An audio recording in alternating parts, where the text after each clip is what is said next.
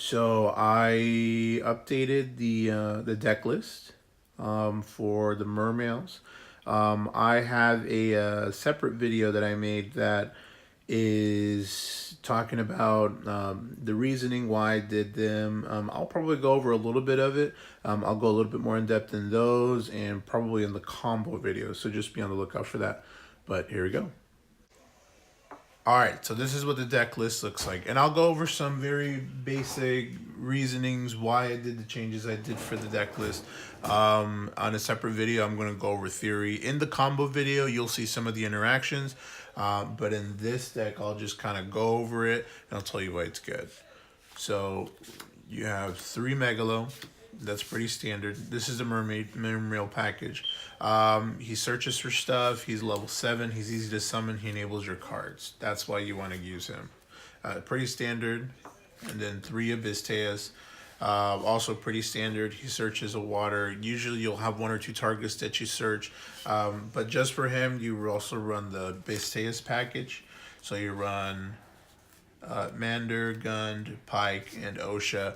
I don't think I'd ever cut this package. I was actually thinking of cutting Pike because of a combo that I have, making him kind of useless, but he always comes up and he's always one of those cards that you can at least trigger something, and he's a normal summon, which is something this deck doesn't have a lot. There's other cards you can add to the deck to make him normal summons, but I like this package. And there's actually another build you could probably build where you can run 3 of him to search out for a specific card.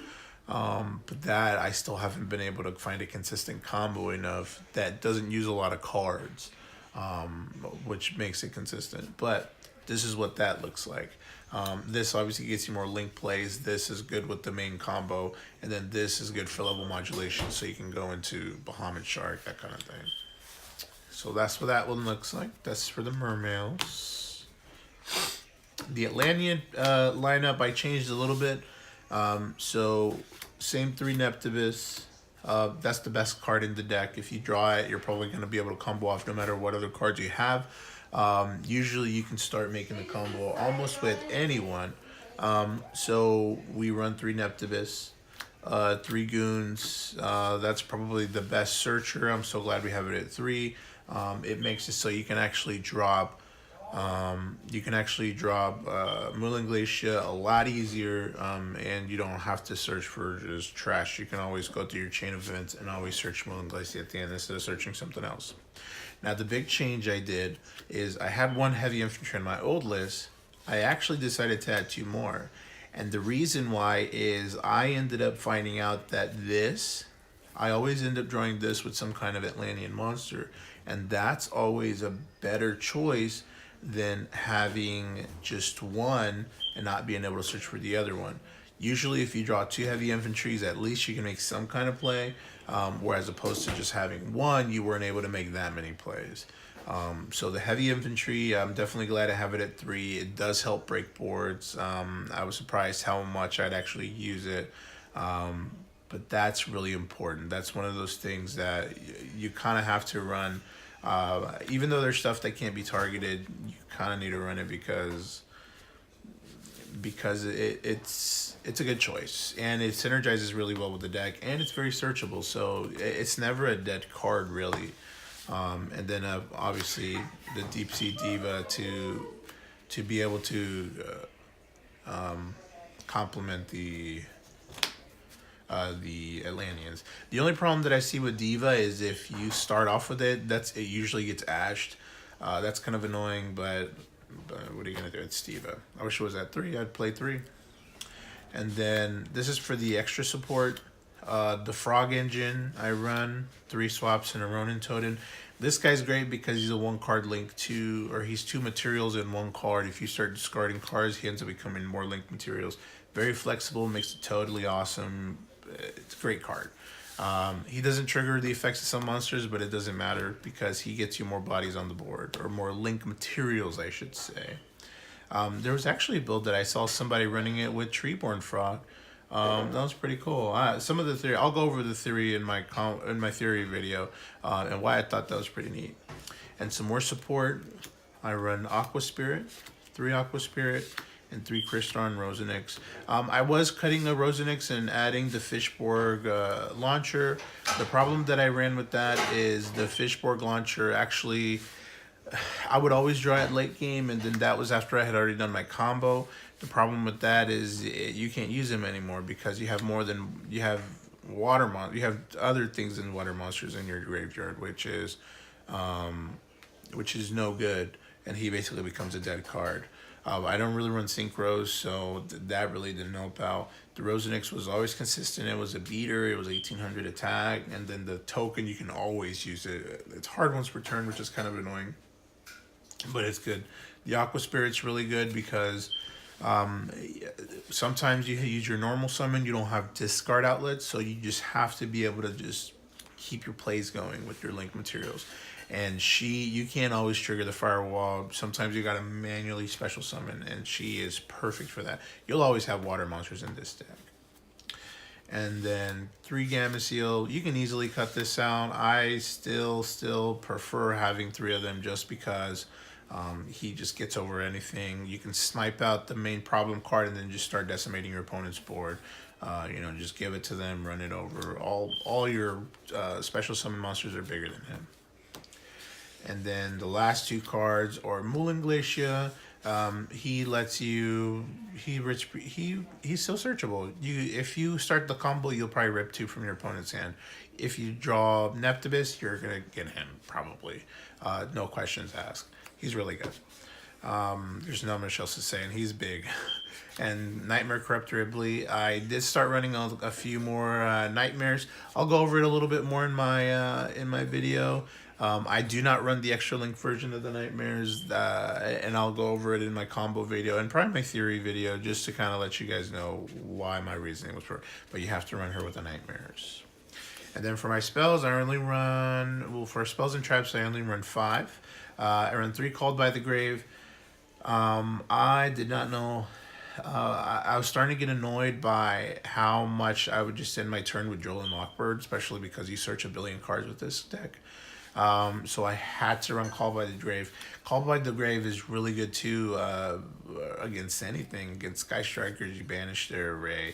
Against anything that has multiple copies of cards, you can just, it acts as an effect veiler. It's wonderful. It's one of the better cards in the meta, period, to be honest with you. If your opponent tries to recover and they try to play something that they have a copy in the graveyard, you can basically turn it into an effect veiler. Or you can negate stuff that would trigger in the graveyard, which is great. And then for the last 2, Abyss Fear and Mizuchi. The Abyss Fear is great because you could turn it into a Regeki break, and the Mizuchi I run for the OTK, and because Sky Striker is so relevant, you can play this, bait out one of their cards, and force them to start with 5 cards instead of 6 cards. That's really big because this is so easily searchable, and there's other reasonings why I run these 2, and I'll go over my combo video. So that's the main deck list. For the Link monsters, they're pretty simple. Link Karibo because of the Neptibus, he's a Link 1.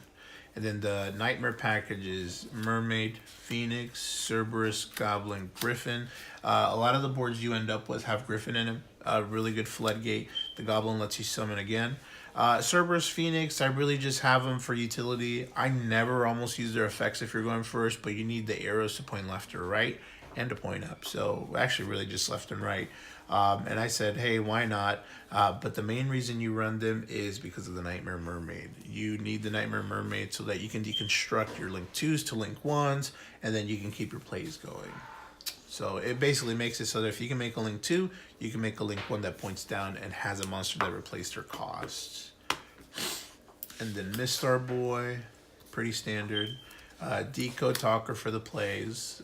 These are pretty standard Link 2 and Link 3s. If we got Landfall Linkas, I'd probably cut Mistar Boy though, to be honest with you. There's so many other plays that Mistar Boy doesn't let you do. So if certain things get interrupted, Mistar Boy isn't that flexible, but he's still really good. Then for the Link 3, just one Ningirsu. I don't know why more people, again, they don't run this guy. He's really good for non-targeting effects. You could just bait out so many of your opponent's stuff. If they end up not doing anything, you're gonna get rid of one of their cards on the field. Yeah, so that's him. And of course, firewall should be banned, but while it's not, we gotta abuse it. Bahamut and toad package. I was thinking of cutting the toad to just do one, and I'll show you why in the combo video, but with all the frogs and everything I'm running, I said, you know what? It's kind of nice to build the pressure. I could easily see myself taking one out, but for now, I'll just leave him at 2. And then, of course, the tomahawk, broken. Should be banned as well, but hey, let's abuse it while we can. And then the last thing is cat shark. This card's really cool. This card enables a lot of OTKs, which is wild.